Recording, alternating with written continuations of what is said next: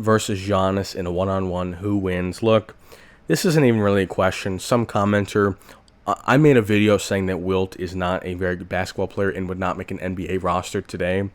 And we obviously all know that's true. If you watch any of those basketball games from that time period, they're not good. They legitimately are not good. You'll go to the YMCA and you'll see more skill, more post moves, more passing, more offense. Now, Wilt's a big dude. I'm not saying he's a bum. I'm not saying he's a road cone. Could he hypothetically be a guy that comes off the bench and is just a big body? Yeah. I'm not saying he's like the worst guy ever. I'm not saying that he's can't even play in a high school game. No. But what I am saying is, as times evolve, especially as there's more money pumped into the NBA and we get the best athletes in the world and these guys are taking it more and more serious, Wilt Chamberlain, compared to any guy from the 1990s onward, he just isn't in their same league. He doesn't have the dribbling. He doesn't have the post moves. He doesn't have the physicality compared to a center. He doesn't have the three-point shooting, obviously. He doesn't have the mid-range shooting. He doesn't have the defending. He doesn't have the athleticism. He doesn't have that. Can't catch off a lob. He's not send pick and rolls. And the question is completely absurd. It's like Giannis versus Wilt. Are we serious? Giannis is stronger. Giannis is more athletic. Giannis has better dribbling. Giannis is a better mid-range shooter. Giannis is a better three-point shooter. Giannis is a better defender. I mean, we go down the list. If Giannis and Wilt played, make it, take it, Wilt would not touch the ball. And even if they didn't play make it, take it, Wilt might score once, because he definitely doesn't have the ball handling to get into the paint. No way. Wilt is going to have to take a tough shot.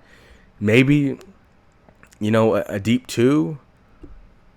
I don't see it. I even said, and some people might say just off the size difference, they don't think this is plausible. I think Bronny. We take a small, low-tier NBA player. I think Bronny beats Wilt. Now, obviously, the size discrepancy is definitely something that could be taken advantage of. But in a one-on-one, you're checking up outside the three-point line. Bronny is a physical... he's obviously short. He's 6'1", so Wilt's going to have a foot on him. But Bronny is a physical dude, and he is very athletic. And we just saw him, to some degree, lock up Cooper Flagg, who's pretty close to Wilt's height and a lot more athletic, a lot deeper of a bag.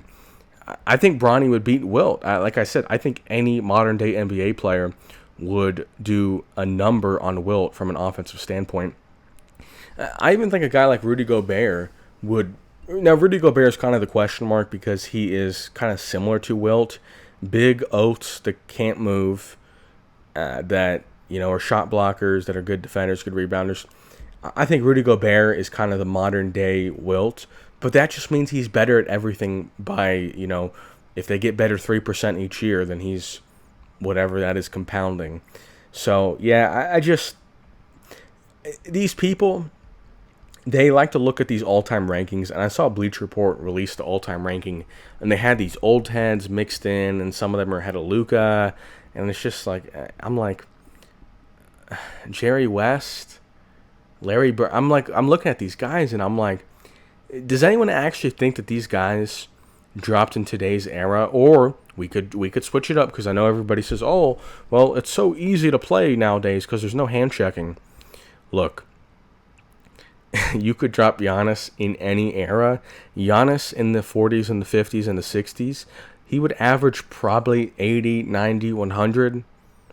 He would average 200, but they bench him at halftime because they're up by so much. Be honest. Watch Wilt Chamberlain play a game.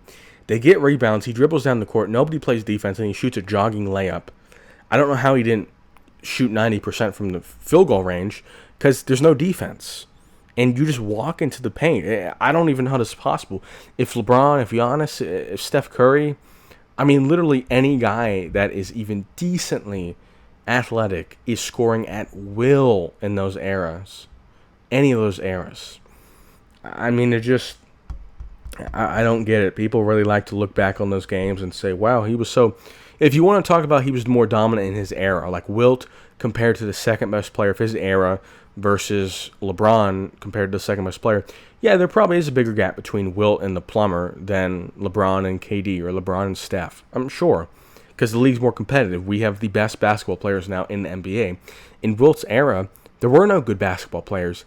everybody who sucked, and Wilt was the biggest. So it kind of is an equalizing factor.